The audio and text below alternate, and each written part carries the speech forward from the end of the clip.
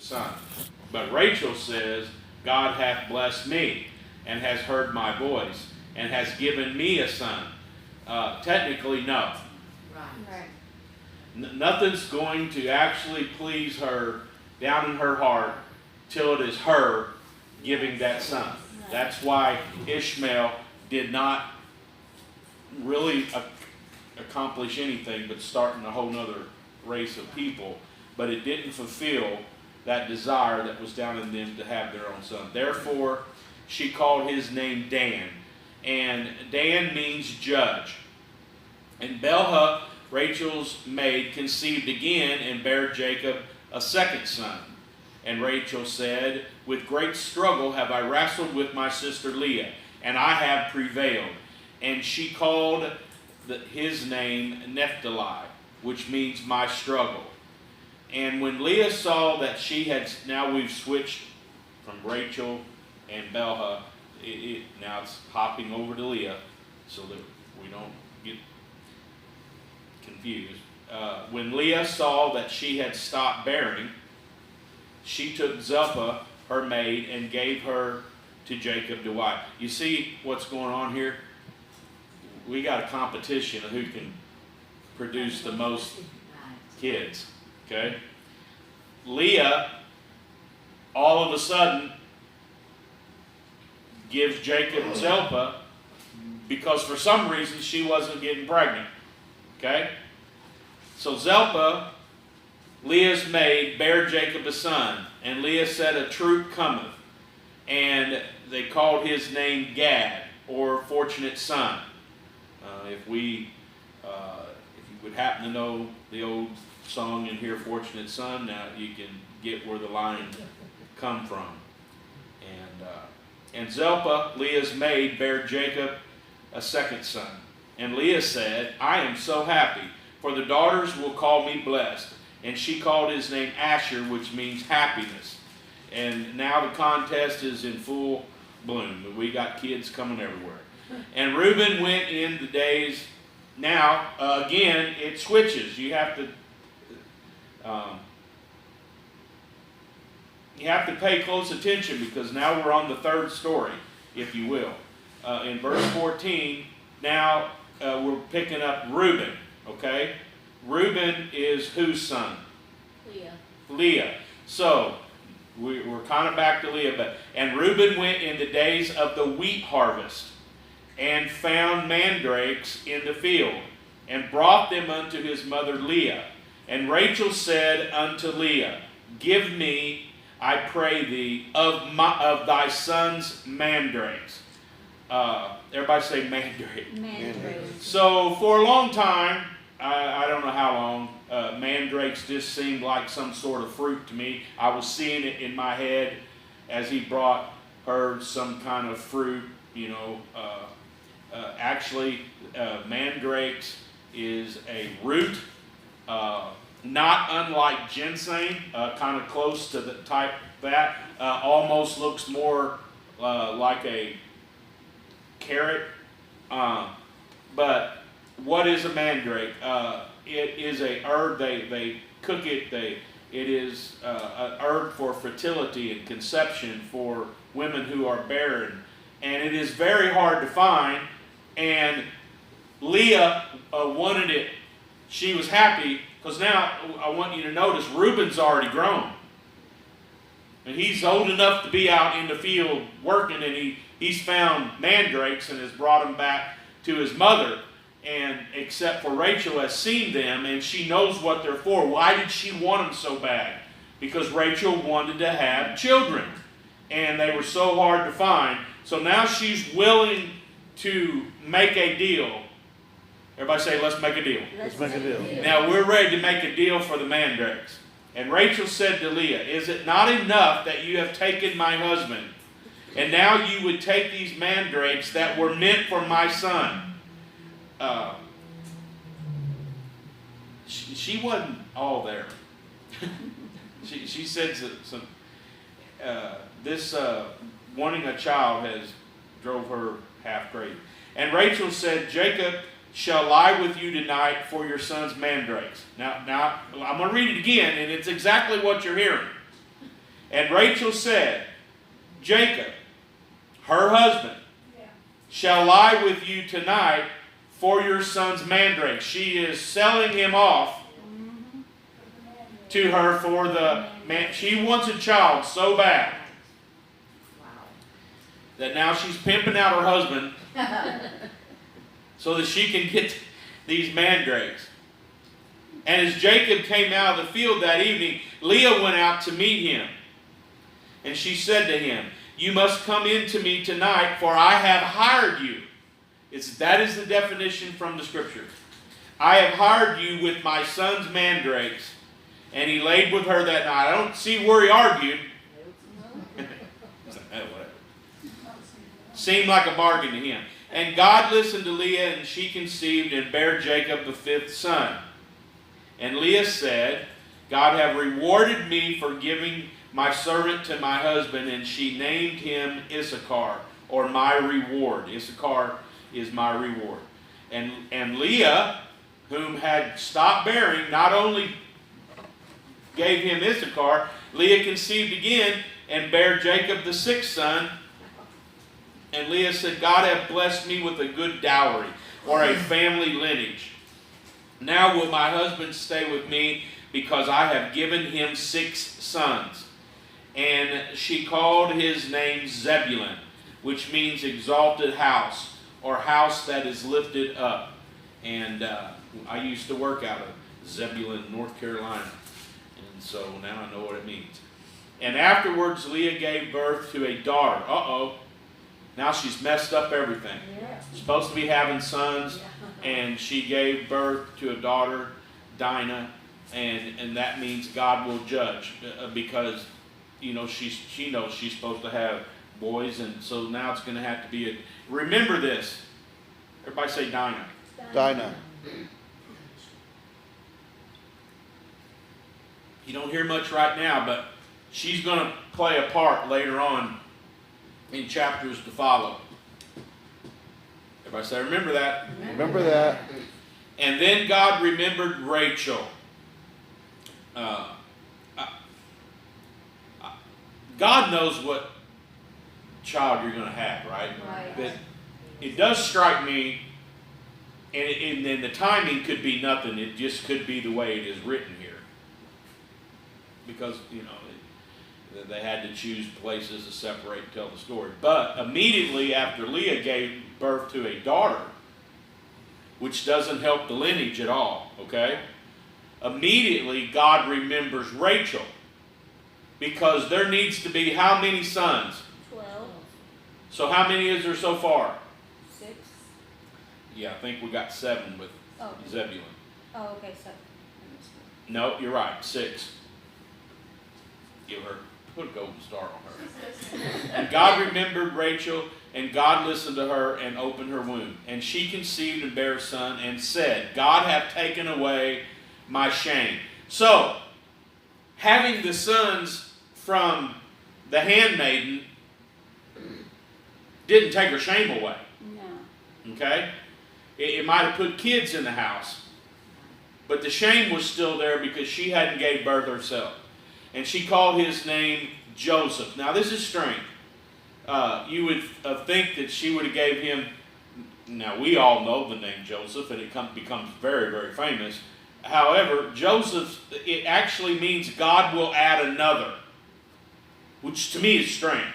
But she's actually giving him a prophetic name. I think she wanted children so bad, she named him Joseph, which means in Hebrew, God will add another. That's the 7th son. So there's going to be 5 more to come. But she's like, God's not done with me yet. So is she prophesying to the future, or is she saying something wishful? Well, we don't know. But one way or the other, God does give her another son. And it came to pass when Rachel had borne Joseph, that Jacob said to Laban, send me away, that I may go to my home and to my own country. Give me my wives and my children, for whom I have already served you for, and let me go. For you know my service which I have done for you. And Laban said unto him, I pray you, if you have found any favor in my eyes, please stay with me. For I have learned by experience that the Lord has blessed me because of you. Let me tell you, there are people that is blessed because they are around you and you serve God, even if they don't. Amen. They're blessed to be around you. Yes. Your blessings carry over to them. And he said, name your wages. Wouldn't that be good? Oh, yeah. And I will give it. Whatever you want, you just name it. And Jacob said unto him, you know how I have served you and how I took care of you and your cattle all by myself. For you didn't have many before I came, and now you have a multitude. And the Lord has blessed you since I have came here. And now I want to just provide for my own home. And he said, what? And Laban said, what shall I give you? And Jacob said, I don't need you to give me anything. I've already worked for it. Huh? You with me? Mm-hmm. He feels like and he does. He deserves it because he's worked all these years for him. He goes, I will still feed your flocks. However, everybody say that's all part of the plan.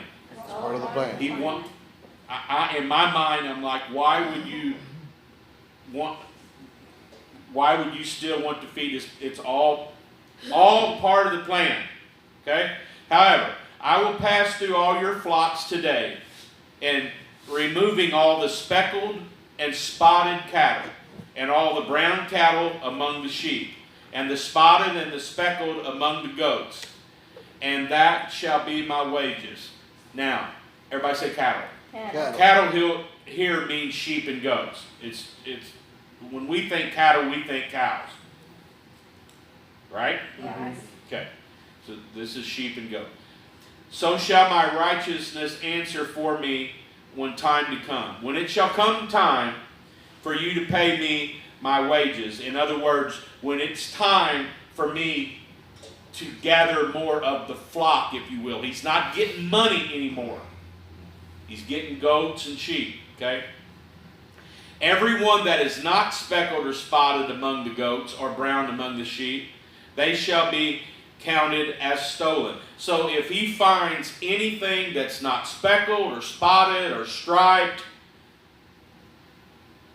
so why is he choosing these? Because what they considered a strong stock of animals was a solid color. White was the best. Okay? And then they had tan. They didn't even like dark brown goats. When we go to a petting zoo or something, you see these spotted goats, they're all multiple colors. That's cool to us. But if you were raising them back then, it would have been of a weaker stock. So, why are we talking? So I've heard this misused badly, that these weren't, I don't know the term you would, we get spoiled in the New Testament because all the sheep we talk about are spotless, they're white, lambs, okay? Okay, these that he's raising here 800, 1200 years before the temple, these are livestock, okay? They use them for milk, butter, they eat them, okay? These are not sacrificial lambs that are, without spot or wrinkle, okay? That will come later. However, the choice lambs and goats were solid colors, tan, white. Anything that was striped or speckled, they considered them a crossbreed of less. So what he's saying is, I'll take all the bad sheep. I'll take all the bad goats. Okay?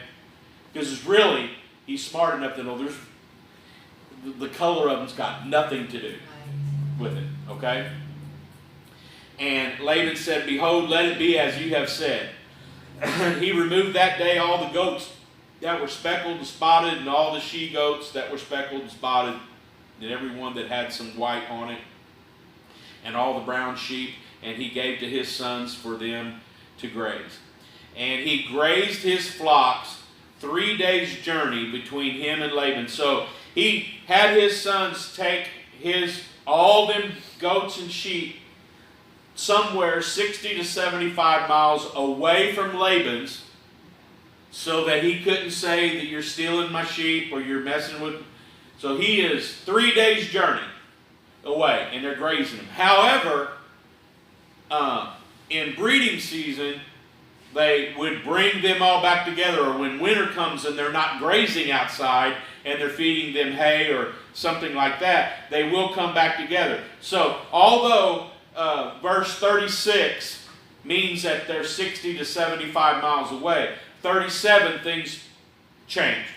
There's a change. So in 37 he's brought them back, okay? And Jacob took rods of green poplar and of hazel and chestnut trees, and peeled the white carvings of them, and peeled the bark off them. So he's take the branches off the hazel trees and the chestnut trees, and he's peeled it back to where the inside, the white of inside these bark, the smell. Okay, he's not feeding them. They're not eating them. The smell of them, for whatever reason, causes the sheep to mate. Okay? Somehow, through all these 20 years of his herding these sheep, he's found out this is how it works. So what he does is, when they come together, he has put these there so that breeding season is during the winter season. It's not while they're out in the fields. So now, if Laban has any speckled or spotted sheep, he's putting them with his and putting these branches out here and enticing them to mate, causing them to what? Have more speckled and more spotted and more. And what I get ready to read you, if it doesn't make any sense, what happens is the ones that are solid or tan or white that are Laban's, he doesn't put the branches in front of them, therefore they don't breed, so they don't multiply, but his does. Okay? And so he sets the rods that he has peeled in front of the flocks in the watering troughs, and the flocks came to drink, so that they would conceive when they drink. And the flocks conceived because of the rods, and brought forth cattle striped, speckled, and spotted. And Jacob separated the lambs and turned the flocks toward the stripes and all the brown sheep and Laban's flocks. And he put his own flocks by themselves and put them with Laban's. So he automatically gets, if it's spotted, if it's speckled, if it's striped, if it's brown, it's his. Okay? So he's putting all them together, even the ones that he gets from Laban, or that Laban has brought, that has conceived over the last year. He puts them all together, and he puts these branches out in front of them, and shazam, they have cattle. And it came to pass that whenever the stronger cattle did conceive, that Jacob laid the rods before the eyes of the cattle in the watering troughs, and they conceived rods. And when the cattle were feeble, he didn't put them in their troughs, or the feeble of Laban's, or the color of Laban's, or the stronger of Jacob's. And Jacob increased exceedingly, and had much cattle, maidservants, men servants, camels, and donkeys. So he had a little of everything. He's growing just like Abraham, just like Isaac. Now Jacob, third generation. They know how to, if you will, they knew how to become wealthy because they were blessed of God. Okay? Yeah. But again, if you look, he is doing this by deception. He's up to his old ways again. Okay? Now he can sit and talk. I wrote here in my own handwriting this afternoon when I was looking at it. Laban and Jacob are two peas in a pod. They are both connivers. Okay? This time, Jacob has outdone Laban. Now when it come to Rachel and Leah, Laban got him. Okay? So they're going back and forth. And he has asked for all the speckled, striped, spotted, and he's found a way to make them multiply. So he's got so many sheep and camel, and so what do? How do they get sheep? How do they get camels and donkeys? Well, they trade sheep for them. Okay? And he enticed them to breed by the smell of these branches, and they multiplied. So now we're on Genesis 34. And then he heard Laban's son talking one day, saying that Jacob had taken away all that belonged to their father. And Jacob beheld the attitude of Laban, and behold, he was not like he was before. And the Lord said unto Jacob, return to the land of your fathers and of your kindred, and I will be with you wherever you go. And Jacob sent and called Rachel and Leah to the fields of where he tended his flocks. He wanted to have a private conversation with them, so nobody could hear because he just overheard Laban's sons talking.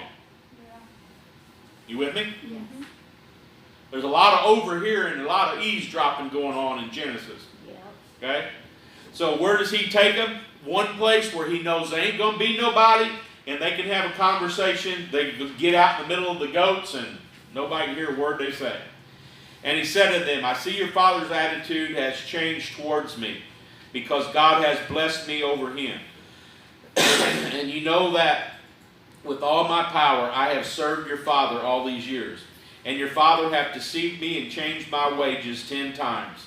But God didn't allow him to hurt me. If he said, the speckled shall be your wages, then all the cattle bear speckled. And if he said, the striped shall be your wages, then all the cattle would bear striped. And God has taken away the cattle of your father and given them to me. And it came to pass at that time that the cattle conceived, and I lifted up my eyes, and I saw in a dream. And behold, the rams which leaped onto the cattle were striped, speckled, and spotted. And the angel of God spoke to me in a dream, saying, Jacob. And I said, I am here, Lord. And he said, lift up your eyes, and see. All the rams which leap upon the cattle are striped, speckled, or spotted. For I have seen what Laban has done to you. And I am the God of Bethel, where thou anointest a pillar of stone, and where you made a vow unto me. Now rise up, get out of this land, and return to your home. And Rachel and Leah said unto him, so all this conversation is going on out here in the goats, okay? So Rachel and Leah answered and said unto him, I think he was probably worried about whether Rachel and Leah would want to go with him. Okay? Because it would be hard to take the children without mom. Okay? So Rachel and Leah answered and said unto him, there is no portion of inheritance for us in our father's house anymore anyway. So in other words, there's no reason for us to stay because there's no inheritance here. We are treated like strangers. Like he has sold us and spent all of the money. God has taken all of the riches from our father so that he can give them to you for our sons. Now then, whatsoever God has said unto you, do it. Laban had spent their inheritance. There was nothing left for them. So they said, if God has told you that's what to do, then let's do it. And Jacob rose up and set his sons and wives upon camels, and he took away all the cattle and all his belongings that he had accumulated, and left there to go to Isaac his father in the land of Canaan. And Laban went to shear the sheep. So he doesn't know what's going on. He's went to the shear sheep. And Rachel had stolen the idols that belonged to her father Laban. At this point, that seems insignificant. Everybody say idols. Idols. What are they? Images. Okay? It is idol. The actual Hebrew word is teraphim. It's a pagan god. It's little carved statues. They can be wood, gold, silver. They're just little dolls, if you will, and they pray to them. While studying for this, depending on who you read, if you read something from Laban's side of the story, they will tell you that she took the idols so that if their father came out and caught them, she was going to use them against Jacob and say that he made her take them. She didn't want to. So here's your idols back, Father. So forgive me and I'll come home. But if you hear it from the Hebrew side of it, she took them and so that he could not pray to them, so that the idols, they still believed in the idols, and that he could not pray to them, and those idols show him where they were because she wanted them to get away, make a clean getaway. Y'all with me? And possibly neither one of them is why she took them. Maybe she, nobody wrote, but in my heart, maybe she's still in her mind, after growing up with those idols, still believed in those idols. Maybe she thought, I'm still going to need these idols. You don't maybe not find that written anywhere, but common sense would tell you that's probably a better answer.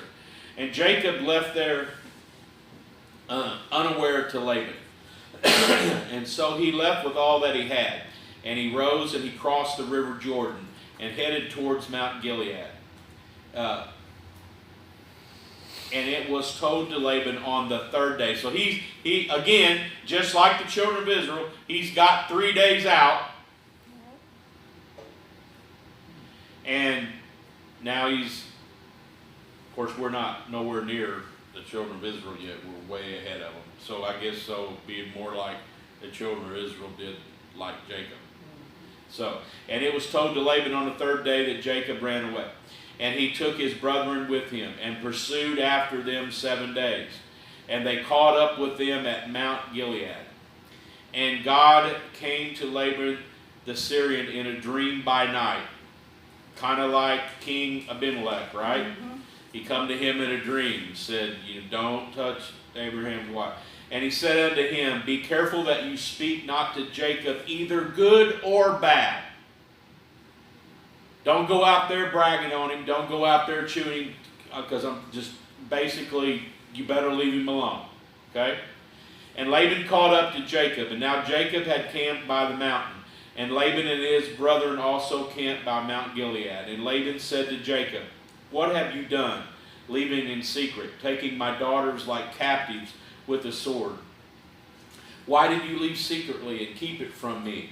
Why did you not tell me that I might have sent you away with gladness and with song and with tambourines and harps? And you haven't allowed me to kiss my sons and my daughters goodbye. Why did you leave so foolishly and secretly? I do have the power to harm you, but your God spoke to me yesterday, saying to me to speak to you neither good nor bad, and that you need to be gone from here and go to your father's house. However, everybody say however. However. Why have you taken and what have you done with my idols? He knew they were gone. You can take the children. You can take my daughters. But why did you steal my idols? Now, Jacob, having a little bit of a temper, like Dad and Grandpa, he gets upset. And Jacob answered and said to Laban, he answers the first part of the question, why did you leave? He answers that first. Because I was afraid, for I said, what if you would take by force your daughters from me? And then he answers the second part of the question.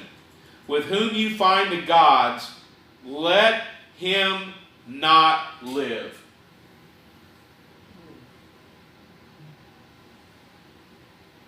So he pronounces a curse. For Jacob knew not that Rachel had stolen him. You need to be careful. Of course, we can't place a curse. That's up to God, right? Right. You also can't be cursed. Thank you, Jesus. Yeah. Right? You weigh up the blood of Jesus on it. Yes.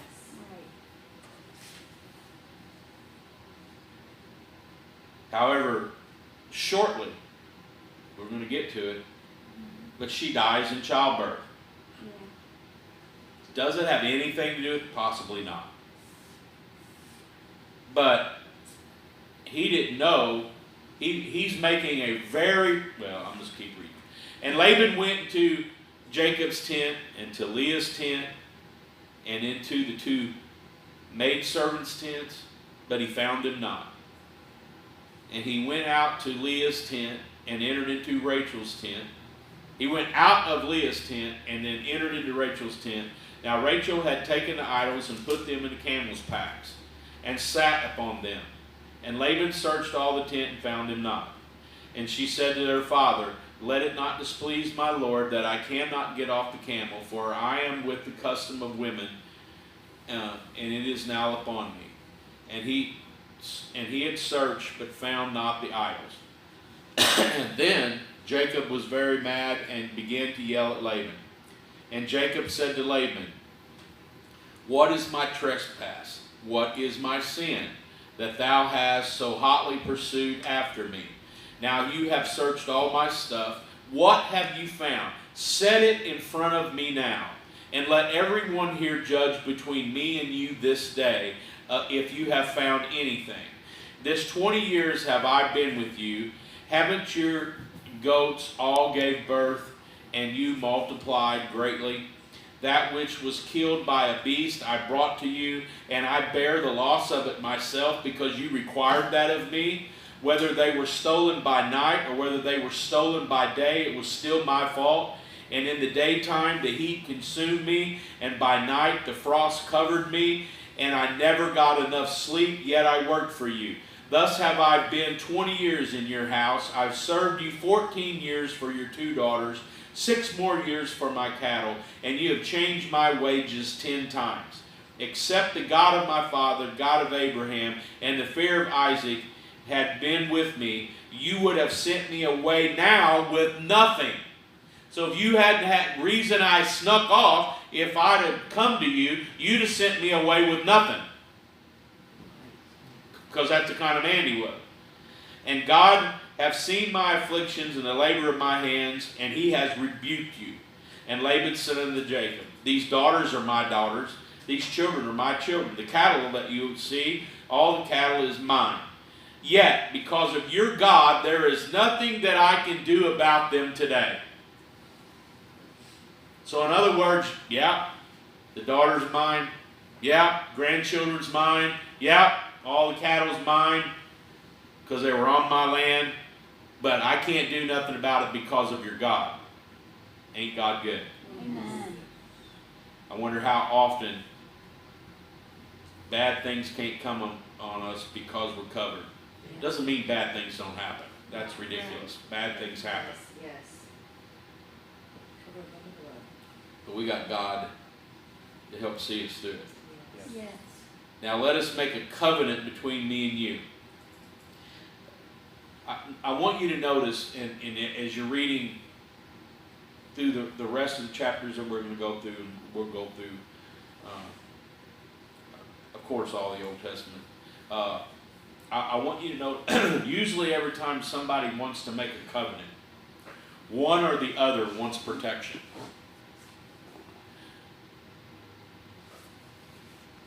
Even with Abraham, when they come out to meet him, and they wanted to make a covenant with him. Why? Because he had gotten so big and so powerful, they were afraid Abraham and all his guys were going to come in and attack him. And you read it, and it basically says that. So all the kings of the area come out to make a covenant with him and said, we will not hurt you, and you not us. Abraham wasn't scared of them hurting him. And they were warriors. They proved it. They went and got his nephew back and killed everything in sight. Okay, but they were scared of him, so they wanted to make a covenant. So here we are again. Laban's saying, let's make a covenant between me and you. And Jacob took a stone and set it up for a pillar. And Jacob said to his brother, gather stones. And they took stones and made a heap. And they did eat there upon the heap. And Laban called it Yager-Sadutha, but Jacob called it Gilead, which means the mount of witness. So they made a heap of rocks, and they had a sacrificial meal upon it, and they have made a covenant between each other. And this heap was a witness between you and I this day, therefore the name was called Gilead.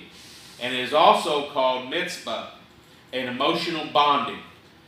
May the Lord watch over you and I when we are absent one from another. In other words, when we can't watch out for each other, may the Lord watch out for us over each other. And then verse 50, if you mistreat my daughters, or if you take wives other than my daughters, even though no one is with us, remember God is a witness between you and me. So in other words, we may not be there to watch each other, but God's watching. Okay? So we're making this covenant, and God's watching. And Laban said to Jacob, behold these heaps of stones, behold the pillars, which I have set between you and me. Let this heap be a witness, and this pillar be a witness, that I will not pass by this heap to come to you, and that you shall not pass by this heap to come to me and to do harm. Here's the real reason he wanted the covenant. He's going back to his people. Laban has no idea how many people he's got back there. He could come back with an army. So he says, we have made this heap of rocks between where you're going and where you come from. So what this heap means, they kind of, if you will, they drew a line in the sand. Laban will never pass that heap to go towards Jacob. And he's making a covenant or a promise with him that Jacob would never come past that heap again to go and do Laban any harm. Y'all with me? So they can't pass by there. The God of Abraham, I say, let this heap be between us a pillar of witness. I will not pass, do you any harm. And God to Abraham, the son of Nahor, the God of the fathers, judged between us. And Jacob swore by the fear of his father Isaac. Then Jacob offered a sacrifice upon the mountain, called his brothers to eat bread, and they did eat, and they stayed all night on the mountaintop. And early in the morning Laban rose up, kissed his sons and his daughters, and blessed them, and Laban left there and returned to his home. So that is how it is ending. And so now Jacob and his family are truly free from Laban. They had to be feeling good. Okay? We're going to see that again when some people leave Egypt. Okay? Finally, we're free. However, everything ain't always what it seems to be. That's true. And so all seem to be great for a moment, but things are getting ready to change. And we'll pick up in chapter 32.